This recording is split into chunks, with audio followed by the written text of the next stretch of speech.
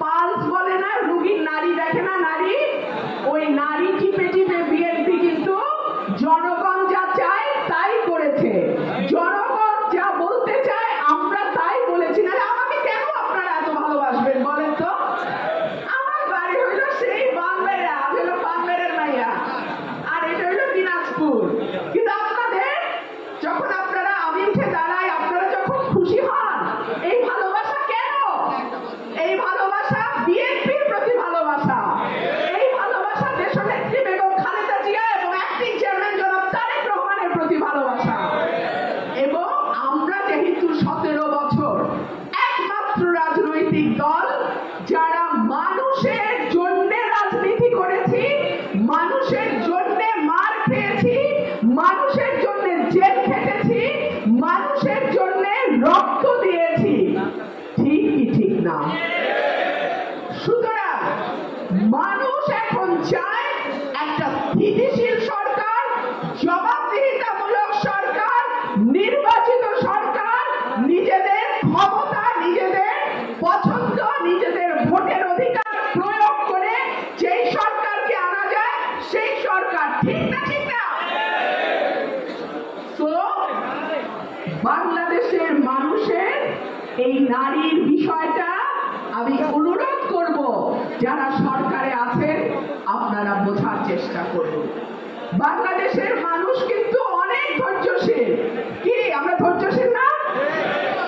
কিন্তু যখন আমাদের অধিকারের উপর আঘাত আসে কিভাবে জবাব দিতে হয় সেটা 52 ভাষা আন্দোলনে আমরা দেখিয়েছি, 69-এর গণ অভ্যুত্থানে আমরা দেখিয়েছি, 71-এর মুক্তিযুদ্ধে আমরা দেখিয়েছি, 90-এর গণ অভ্যুত্থানে আমরা দেখিয়েছি, এবং 24-এর যেই 5ই অগস্টের গণ অভ্যুত্থান সেখানেও আমরা দেখিয়েছি।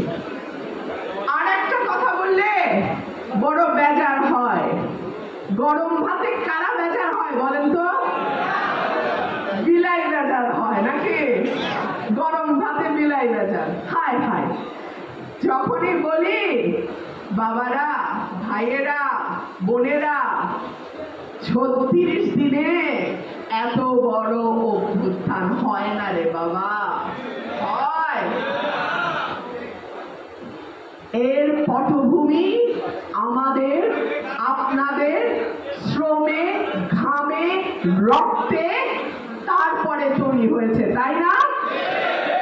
এই 36 দিনের যেই গণ অভ্যুত্থানের কথা তারা বলে, সেখানে আপনার অবদান নাই, আমার অবদান নাই, ভাইয়ের অবদান নাই, বাবের ভাইয়ের অবদান নাই, হেলাল ভাইয়ের অবদান নাই, খোকনের অবদান নাই, কার অবদান নাই?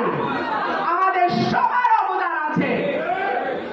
আমরা কেউ মাঠে যুদ্ধ করেছি, মাঠে মার খেয়েছি, জেলখানায় থেকেছি, কেউ গুম হয়ে গেছে। আমার মতো মানুষ প্রতি রাতে 12টা 1টা পর্যন্ত, এই যে আমার মিডিয়ার ভাইরা আমার সামনে বসে আছেন, আপনাদের চ্যানেলগুলোতে গিয়ে গিয়ে গিয়ে গিয়ে আমরা কথা বলিনি? জীবনের ঝুঁকি নেই নাই? ডিজিটাল সিকিউরিটি অ্যাক্টে আমার বিরুদ্ধে 10টা মামলা, খুনের মামলা আছে 2টা। আমার দেখলে মনে হয় আমি খুন করতে পারি। এইরকমই সব ভুয়া কাজ কারবার হয়েছে। তো আমি বলবো মাথায় রাখবেন, বিএনপি এটা ছাত্র জনতার অভ্যুত্থান বলি, ছাত্রদের মধ্যে ছাত্র দল ছিল না, যুব দল ছিল না, স্বেচ্ছাসেবক দল ছিল না, শ্রমিক দল, তাঁতি দল, মৎস্য দল ছিল না, এরা সবাই ছিল। এরা যখন পিছে থেকে সরে গেছে তখন মঞ্চে 7টা নেতা আর সামনে 20টা ক্যামেরা, এর বাইরে আর কেউ বাস্তবতা বুঝে রিয়েলিটি মাইনে নেন। আপনাদের 12টা বাজে গেছে, এই রিয়েলিটিটা মাইনে নেন।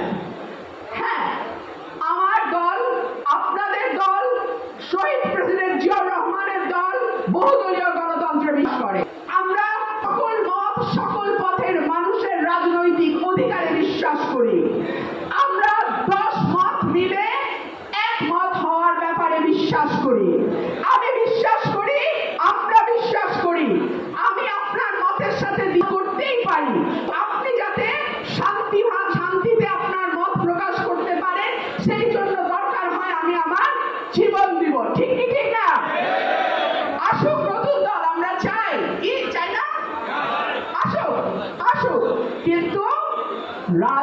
রাজনীতির স্বচ্ছ পথে আসেন।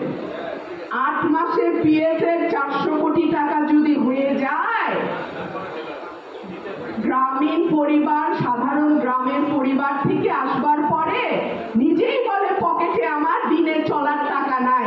ছাত্রলীগ করছি কারণ হলে জায়গা না হলে আমার পড়াশোনা হইতো না। আপনি যদি বলেন আপনি জমিদারের নাতি, ভালো হয়? ভালো হয় না রে বাবা। এই কথাগুলো একটু বোঝে, গণমানুষের সাথে মেশে, গণমানুষের মনের কথা বোঝে, নিশ্চয়ই আপনাদের দল বাংলাদেশের রাজনীতি করবে। আমি সকলেরই সফলতা কামনা করি। আমাদের মধ্যে ওই সব হিংসা নাই। আমরা আওয়ামী লীগ না যে সব আমরাই আমরাই, আমরা বাইরে আর কেউ থাকবে না। আমরা কিরকম? আমরা এরকম না। এই রাজনীতিতে আমরা বিশ্বাসও করি না। আমি আজকে 31 দফা নিয়ে কোনো ভারী ভারী কথা বলবো না, বলিও নাই। আমার ভাই পাবেল ভাই উনি অসাধারণ বলেছেন। আমি জানি এইরকম একটা মানে গরমের মধ্যে প্রখর রোদে আমরা এসি নাই, এরকম একটা জায়গায় বসে মনোযোগ সহকারে শোনাটাও কিন্তু একটা কষ্টের কাজ। এই কাজটি আপনারা করেছেন। আপনাদের অন্তরের অন্তঃস্থল থেকে, আমার অন্তরের অন্তঃস্থল থেকে আপনাদের সকলকে আমি ধন্যবাদ জানাচ্ছি। আপনাদের সকলের সহযোগিতা চাইছি, কারণ আপনার এলাকায়, আপনার ওয়ার্ডে, আপনার ইউনিয়নে, আপনার উপজেলায়, আপনার জেলায়, আপনার বিভাগে আপনি কিন্তু বিএনপি, আপনি কিন্তু জনাব তারেক রহমান, আপনি কিন্তু বিএনপির পোস্টার। সুতরাং আপনাকে দেখে যেন আর যারা বাকি আছে তারাও আমাদের পরিবারের সদস্য হয়ে যায় ইনশাআল্লাহ। আপনাদের সবাইকে অসংখ্য